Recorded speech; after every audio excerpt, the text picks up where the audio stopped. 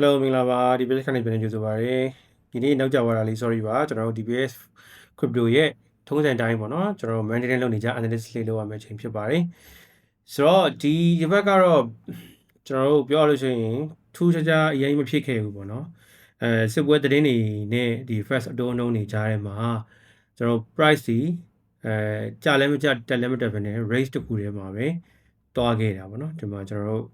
ဒီ3-5ရက်6ရက်မှာဒီကြားထဲမှာတွားခဲ့တယ်ဆိုတော့ကျွန်တော်တို့ရဲ့ hypothesis အရဆိုလို့ရှိရင် BTC ကိုအစတွေကပြန်စကြည့်မယ်ဆိုလို့ရှိရင် BTC down trend ဖြစ်နေတယ် down trend ဖြစ်နေတဲ့အတွက်ကြောင့်မို့လို့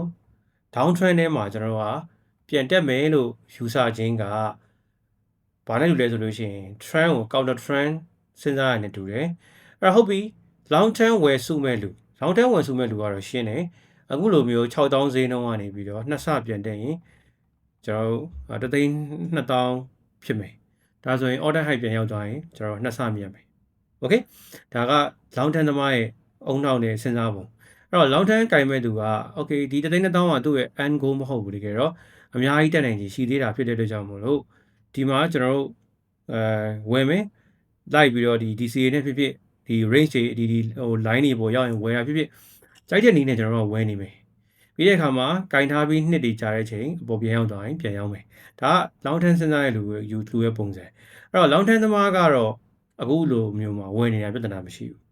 ဒါပေမဲ့ခုနကလိုမျိုး trade လုပ်မဲ့သူကကြတော့ down trend ကြီးမှာဝယ်တာက catching the fallen knife position တွေပေါ့နော်ကျွန်တော်အပေါ်ကနေကြာလာတဲ့ဓာတ်ကိုလိုက်ဖမ်းတယ်လို့ပဲအသွားနဲ့မိမလားအယိုးနဲ့မိမလားမပြောတဲ့အတွက်ကြောင့်မို့လို့အနေရရှိတယ်ဆိုတော့ဒီလိုမျိုး down trend မှာကျွန်တော် short trade ဝင်မှုကအကောင်းဆုံးပဲအဲ့တော့ကျွန်တော်တို့စဉ်းစားကြည့်တဲ့အခါမှာ short trade ကိုဘယ်ကဝင်မလဲကျွန်တော်စဉ်းစားရမှာပေါ့နော်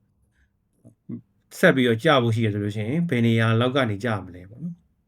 အစတော့ကျွန်တော်မှန်းထားခဲ့တာဒီ imbalance ကိုပြန်သွားမယ်လို့မှန်းထားခဲ့တယ် price ဒီကနေတက်သွားပြီး imbalance နားလေးကိုရောက်တဲ့အချိန်မှာပြန်ကျသွားတယ်ကျပြီးတော့ဒီ6000ထိပြန်ရောက်လာတယ်အဲ့မှာကျွန်တော်တို့ buying trade တခုကျွန်တော်ဝင်ခဲ့တာရှိတယ်အခုဒီ gain နာတော့ main trade ကအဲ့တော့နောက်တစ်ခေါက် imbalance ပြန်ရောက်မှာကျွန်တော် DP ထိမယ်လို့ကျွန်တော်မှန်းလိုက်တယ်ပေါ့နော်အဲ့တော့သွားတယ်အနားထိရောက်သွားပြီးတော့ကျွန်တော်တို့အခုပြောရင်ဘေးကို straw သွားတယ်အဲ့တော့မှကျွန်တော်တို့ရဲ့ hypothesis အရာဘာဖြစ်လာလဲဆိုလို့ရှိရင်ဒီမှာ liquidity တခုပေါ်လာတယ်ဒီနှစ်ခုဒီဒါကထိတ်ချင်းကိုဆက်ထားလို့ပေါ့နော်တကယ်တော့ဒီလိုဆက်ဆွဲလိုက်လို့ရှိရင်နော်ဒီလိုမျိုးလေးကျွန်တော်ဒီလိုဆွဲလိုက်လို့ရှိရင်ဒါ equal height okay ဒီမှာ equal height ဖြစ်တဲ့ကြောင့်မို့လို့ liquidity ရှိတယ်အဲ့တော့ကျွန်တော်နောက်တစ်ခေါက်ပြန်ပြီးစဉ်းစားလို့ရတာအဲ့ liquidity ကိုစားမယ်ဆိုရင် price ကဘယ်လိုလုပ်လို့ရလဲဆိုတော့ဒီပေါ်တက်သွားမယ်ဒီနေရာမှာရှိတဲ့ short trade တွေရဲ့ stop loss တွေကဒီကြားထဲမှာရှိမယ်အဲ့ stop loss တွေရှိတဲ့နေရာကိုသွားမယ်အဲ့ stop loss ရှိတဲ့နေရာနဲ့ဒီ imbalance နေရာလည်းကိုက်နေတော့ဒီထဲကိုဝင်ပြီးတော့မှဒီလိုပြန် draw နိုင်ခြင်းရှိတယ်ဒါကစဉ်းစားလို့ရတဲ့ hypothesis တစ်ခုအဲ့တော့ဒီလိုဖြစ်လာဖို့အတွက် price ဒီတွန်းတင်ရမယ်အပေါ်ကိုတွန်းတင်ရမယ်အဲ့တော့အဲ့ဒီမှာ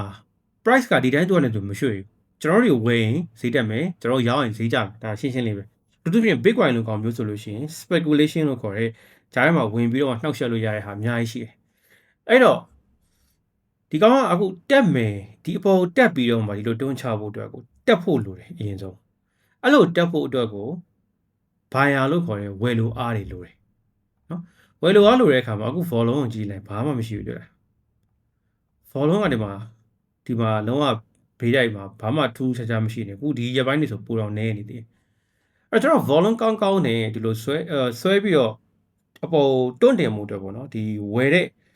volume ကောင်းတခုတက်လာဖို့လိုတာပေါ့အဲ့တော့လောလောဆယ် volume ကလည်းမရှိတဲ့ကြောင့်မို့ volume တက်ပြီးတော့ဒီလိုတွန့်တင်လိုက်မှာပဲဖြစ်မှာဖြစ်တဲ့အတွက်ကြောင့်မို့လို့ကျွန်တော်အဝယ်သမားလိုတယ်ဟုတ်ပြီနော်အခုဖြစ်နေတဲ့ market ထဲမှာရှိနေတဲ့ sentiment တွေတော်တော်များများအယောင်းသမားကိုပို့ပြီးတော့တိုးအားပေးနေတယ် Michael Saylor တို့လည်းရောင်းမယ်ပါညာတွေဖြစ်တယ်ပြီးတော့ဒီ crypto တွေကို exchange တွေစီကိုရွှေ့ကြတယ်အဲ့ဒါမျိုးတွေကတော့ရောင်းဖို့လို့စဉ်းစားတဲ့ chance တွေပိုများလာအဲ့အတွက်ကြောင့်မို့ကျွန်တော်အယောင်းအားပိုပြီးတော့တွန်းတာဖြစ်တဲ့အတွက်ကြောင့်မို့လို့လောလောဆယ်မှာအပေါ်တက်ဖို့ကခက်နေ okay အဲ့တော့ဟုတ်ပြီမတက်နိုင်ဘူးဆိုရင်ကျွန်တော် market ကဒီကနေပဲ drop မလားဒါလည်းဖြစ်နိုင်မဖြစ်နိုင်လို့ပြောလို့မရဘူးဘာလို့ market ထဲမှာဖြစ်နိုင်တာအများကြီးရှိတာပေါ့အဲ့တော့ဒီကနေပြန်ပြီးတော့ဒီလို ဒီအထိဒီလိုမတက်နေတော့ပဲねတချောင်းနေနေပေါ့နော်ဒီကနေပြီးတော့ပဲဒီ6000ထိပြန်ထိုးချသွားမလားဒါလည်းဖြစ်နိုင်တာအဲ့တော့အခုဒီအချိန်ဒီမှာကျွန်တော်တို့ကဘာလုပ်ရမလဲဆိုလို့ရှိရင်အခုဒီလောက်ကျွန်တော်တို့မှာရှိနေတဲ့ data နဲ့ကျွန်တော်တို့မလောက်ဒီ data နဲ့မလောက် data အရတော့ကျွန်တော် down trend ဖြစ်နေတယ်ဒီနေရာမှာ straw နေတယ် market အရ market ကဒီအပြင် fundamental တွေအရလှုပ်လို့မရအောင်ဖြစ်နေတယ်ဒါမျိုးတွေကကျွန်တော်တွေ့နေရတာဒါပေမဲ့အောက်ကိုကျမလားအပေါ်ကိုတက်မလားဆိုတော့ market ကဒီsentiment ကိုကျွန်တော်တို့မပြအောင်အဲ့တော့ဒီနေရာမှာဘယ်လိုဆိုရင်ပြနိုင်မလဲခုနကကျွန်တော်ပြောခဲ့တဲ့ volume အမြင့် volume ကောင်းတဲ့ bullish ကန်တဲ့တချောင်းဒီကနေဒီလိုတက်လာမယ်ဆိုရင်ဒါဆိုရင်ကျွန်တော်ကဖြစ်နိုင်ကြီးရှိသွားပြီဒီဟာဒီနှစ်ကောင်စားပြီးတွန်းတင်ပြီးတော့ဒီကြားထဲကျမှ drop မဲ့ပုံစံဖြစ်နိုင်ကြီးရှိသွားပြီဟုတ်ပြီအဲ့ဒါဆိုရင် EMA ကခုနက trap လုပ်မဲ့ပုံစံမျိုး golden cross ပြအောင်ပြလိမ့်မယ် EMA golden cross ပြပြီး hey ဆိုပြီးဝယ်တဲ့လူတွေကဒီပေါ်ကြမှာကျွန်တော် drop ခံရပြီးတော့အောက်က stop loss ပြန်စားခံရနိုင်ကြီးရှိသွားတယ်ဟုတ်ဒါပုံစံတစ်ခုအဲ့တော့အကယ်၍ volume နဲ့ဒီ bullish ကန်တယ်မလာဘူးဆိုရင်ရောဘာဖြစ်နိုင်လဲ price ဒီတိုင်းပဲသွားနေရင် eBay နဲ့အပေါ်အထိမရောက်ပဲနဲ့ဒီလိုဖြည်းဖြည်းချင်းကျသွားတာလေဖြစ်နိုင်ဟုတ်ပြီနော်ဆိုတော့အခုချိန်မှာကျွန်တော်ကဘာလုပ်ရမလဲဆိုလို့ရှိရင်ဒီလိုအချိန်တွေမျိုးကိုဘာလဲဆိုတော့ patiently waiting time ပေါ့နော်စိတ်ရှည်ရှည်နဲ့စောင့်ရတဲ့အချိန်လိုမျိုးခေါ်တယ်ကျွန်တော်အမဲမပြည့်ခင်မှာတားကောင်ဝေ့ပြီးတော့မုတ်ဆိုးကဒီကိုယ့်ရဲ့ဟိုတနက်နဲ့ထောက်ပြီးတော့စောင့်နေရတဲ့အချိန်ပြုတ်ခွင့်မကောင်းသေးလို့ပေါ့နော်တားကောင်ဘာလုပ်မလဲကျွန်တော်မသိသေးဘူးအဲ့တော့အဲ့ဒီအချိန်တွေကိုကျွန်တော်ကဒီတိုင်းစောင့်နေပြီးတော့မှသူတခုခုစိုင်းပြတဲ့အချိန်ကျမှကျွန်တော်ကဝင်ပြီးစစဉ်းစားရမှာပေါ့နော်ဆိုတော့အခုအချိန်တွေတိုင်းမှာဆိုလို့ရှိရင်เนาะဖြစ်နိုင်ရည်ရှိတာအဲ့ဒီအောက်ကလေးဒီလိုမျိုးတွန်းပြီးတင်ထားတယ်အဲ့တော့ volume ကောင်းနဲ့များဒီ bullish ကန်တဲ့တစ်ချောင်းနဲ့အပေါ်ကိုတက်သွားပြီးတော့ဒီဘောက liquidity ကိုစားမယ်ဒီ imbalance တွေကဒါကနေပြန်ပြုတ်ကြမယ်ဒါကလုံးဝ calendar ကြအဲ့တိုင်းဖြစ်လာနိုင်ကြီးရှိတယ်ဒါပေမဲ့အဲ့တိုင်းဖြစ်ပါလိမ့်မယ်လို့ 100% ကျွန်တော်တို့ပြောလို့မရဘူးဖြစ်နိုင်ကြီးရှိရင်အဲ့လိုမျိုးဖြစ်နိုင်ကြီးရှိရင်ကျွန်တော်တို့ကဘာလုပ်မလဲ imbalance တွေကနေပြီးတော့ short ကိုပဲချောင်းတော့မှာဟုတ်ပြီနော်တက်အဝယ်ကိုခဏထားလိုက်အောက်က trade က TPT သွားပြီးတော့ကျွန်တော်တို့က next trade ကို ACC စိတ်ရှိနေကျွန်တော်တို့ short ကိုကျွန်တော်တို့ချောင်းပါအောင်အလုံးမမဟုတ်ဘဲနဲ့နည်းနည်းလေးတက်ပြီးတော့အခုဒီမှာဆိုလို့ရှိရင်3ရက်လောက်ဒီမှာ straw နေကြတစ်ချောင်း3ချောင်း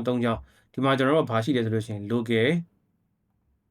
local zone လေးရှိတယ်လားအဲ့ local zone ထဲမှာပါရှေ့မှာလည်းရှိတယ်ဆိုတော့ဒီ area လေးပေါ့လေနော်အဲ့ area ကိုကြည့်လိုက်ပဲဆိုရင်မတွေ့လားဒါဆိုရင် local zone အဲ့ထဲမှာကျွန်တော်ဘာဖြစ်နေလဲဆိုဒီလိုမျိုးတစ်ချောင်း3ချောင်းနေဒီမှာ store နေအဲ့တော့ဟိုအထိမရောက်ဖ ೇನೆ ဒီကနေပြန်ပြုတ်တက်သွားနေနေလေရှိတယ်အဲ့ဒါဆိုရင်ဘာဖြစ်မလဲအနီအောင်ချောင်းတစ်ချောင်းနဲ့ဖြစ်ဖြစ်ဒီလိုကြဒီနှစ်ကောင်တစ်ခါတည်းဖောက်သွားပြီး volume လည်းတက်လာတယ်ဒါဆိုရင်တော့ကျွန်တော်တို့က6000အထိပြန်ဆင်းတော့မယ်လို့ကျွန်တော်တို့ကတွေးလို့ရသွားတယ်โอเคအဲ့တော့ဒီဟာကနေအထွက်ကိုကျွန်တော်တို့ကစောင့်ကြည့်အောင်အဲ့တော့တခြားကောင်ဒီလိုပါပဲအောင် Ethereum ကသူကတကယ်ကျွန်တော်တို့ imbalance တွေကိုရောက်နေပြီးသွားပြီအဲ့တော့သူကကြဖို့ ready ပဲလို့ပြောလို့ရတယ်ခုနကကျွန်တော်တို့ပြောတဲ့ BTC ရဲ့ဖြစ်နိုင်ရည်ရှိတဲ့ပုံစံသူကဖြစ်ပြီးပြီ imbalance ကိုရောက်တယ် imbalance မှာကျွန်တော်တို့ဒီမှာဘေးတိုက်ကလေးသွားနေနေဒီမှာအောက်ကိုဆင်းဖို့လေးပြနေ golden cross ဖြစ်ထားတယ်ဒီကနေ dead cross နဲ့ပြန်ကြနိုင်ရည်ရှိတယ်โอเคအဲ့တော့ BTC သာကြာရင်သူလည်းဒီကနေထွက်လာလိမ့်မယ်အဲ့ဒါဆိုဘယ်အထိသွားမလဲ next target ကဘယ်နေရာတွေရှိလဲဒီမှာအောက်မှာ imbalance တခုရှိတယ်တက်ခဲ့တော့မှ imbalance အဲ့စီကိုဥတီပြီးတော့နိုင်ရင်ရှိတယ်အဲ့တော့ TP အဲ့ရ short လိုက်ရင် TP က1680လောက်အထိဆင်းသွားနိုင်တယ်โอเคဒါ BTC သွားရင် okay BTC တက်ခဲ့ရင်တော့သူလည်းတက်မှာဒါပေမဲ့သူကတော့အများကြီးမတက်နိုင်တော့ဘာလို့ဆိုတော့သူကကျတော့ BTC လိုမျိုးဟိုဥဆောင်သူမဟုတ်သူကအနောက်ကလိုက်တယ်ကောင်ဖြစ်တဲ့အတွက်ကြောင့်သူတက်ရင်ဘယ်လောက်တက်နိုင်မလဲအဲ့တော့ဖြစ်နိုင်ရည်က maybe 2000လောက်အထိဖြစ်နိုင်တာပေါ့နော်2000လောက်အထိရောက်သွားနိုင်တယ်2000နားမှာဒီအပေါ်ကဆင်းလာတဲ့200 EMA နဲ့တွေ့နိုင်တယ်โอเคဒါ Ethereum Solana ကကျတော့ long term ဝင်မဲ့ကင်မဲ့ကောင်ကဝယ်လို့ကောင်းတယ်ဟာဖြစ်တယ်နော်အဲ့တော့သူ့ရဲ့ဈေးတွေဟာဒီမှာကျွန်တော်ဘယ်ရောက်ဝယ်လဲကျွန်တော်ဆွဲထားရမြင်တယ်ဒီမှာဆို90ဖြစ်မယ်နော် 50ဆိုတော့ psychological အရာလေဈေးတန်းတစ်ခုဖြစ်နေပြီးရင်အောက်မှာကျွန်တော်ဒီဘက်အရှိကိုကြည့်လိုက်နော်ဒီမှာ test တစ်ခုပေးရမှာဆိုလို့ရှိရင်ဒီလိုမျိုးဟိုဖွင့်လိုက်ဒီ chat ကိုဖွင့်လိုက်အဲ့ဒါဆိုလို့ရှိရင်body တွေကြီးပဲbody တွေကြီးပဲဟိုမပါကျွန်တော်ကလည်း weight မပါတဲ့ဟာ64ဈေးတန်းကဒီမှာဖြစ်နိုင်ရင်နည်းနည်းရှိရနေရနော်အဲ့တော့ဒါဆိုလို့ရှိရင်ကျွန်တော်တို့ကြည့်မယ်ဆိုလို့ရှိရင်အခုသူလည်းခုနကအတိုင်းပဲ BTC တိုင်းပဲ down trend short မယ်ဘယ်ကနေ short မလဲthe question က short ရမလားမ short ရလားမဟုတ်ဘူး short ရမှာဘယ်နာကနေ short မလဲဆိုတော့မေးခွန်းနော်အခုကအဲ့တော့ခုနက BTC တိုင်းပြန်တက်မယ်ဆိုလို့ရှိရင်じゃသူကဘာဖြစ်နေလဲဆိုတော့ဒီ take ရှိတယ်သူက order block တွေပါရှိနေတဲ့နေရာရှိတယ်နော်အဲ့ဒီ take တီသူကပြန်ရောက်သွားနေတယ်အဲ့ဒါ80ကျော်80နားတစ်ဝိုက်မှာရှိမယ်အဲ့ဒီကနေ short လို့ရနော်သူကလည်း golden cross ပဲဖြစ်လာနိုင်ရင်ရှိတာနော်နောက်ဆုံးတစ်ခုကကျတော့ BNB နော် BNB ကကျတော့သူကပြောရရင်ဒီ area ကိုသူလွတ်သွားတယ် golden cross လေးဖြစ်တယ်အဲ့တော့သူဒီလိုက်တက်ပဲဆိုလို့ရှိရင်ဒီအခုကျွန်တော်ဆွဲထားတဲ့ဒီ line တွေကိုဝင်လာဖို့ပဲရှိတယ်အဲ့ထက်ကြော်ပြီးတက်ဖို့ကမလွယ်ဘူးပုံမှန်200 EMA လည်းရှိတယ်အဲ့တော့ဒီကနေပြီးတော့ဝင်လာပြီးတော့မှခုနက drop မယ်ဆို940အထိပြန်ထိသွားဖို့အတွက်ဖြစ်နိုင်ရင်အများကြီးရှိတယ်ဟုတ်တယ်နော် okay အဲ့တော့အားလုံးဒီ BTC ကိုပဲစောင့်ကြည့်ရမယ်ထုံးစံတိုင်းပဲပေါ့ဒါပေမဲ့ BTC ကိုပဲစောင့်ကြည့်ရမယ်ဒီမှာ BTC ရဲ့ခြေလေးစောင့်ကြည့်ရအဲ့တော့ရှေ့လာမယ့် week မှာအဲ့ဒီစုံတေးသေးလေးတွေကနေဘယ်လိုနီးနဲ့ထွက်မလဲဆိုတော့ကျွန်တော်စောင့်ကြည့်ပြီးတော့မှဆုံးဖြတ်ကြပါမယ် okay အဲ့တော့ဒီချိန်ကြီးစောင့်ကြည့်ပြီးတဲ့နိုင်ငံချင်းမိတ်ဆွေအားလုံးကျေးဇူးများကြီးတင်ပါတယ်ကျွန်တော်9 level coaching program September batch 2ပြန်လက်ခံနေပါပြီဒီတစ်ခေါက် financial market for beginner 1,900နဲ့တင်တန်းမှာ bonus အနေနဲ့ထည့်ပေးထားပါတယ်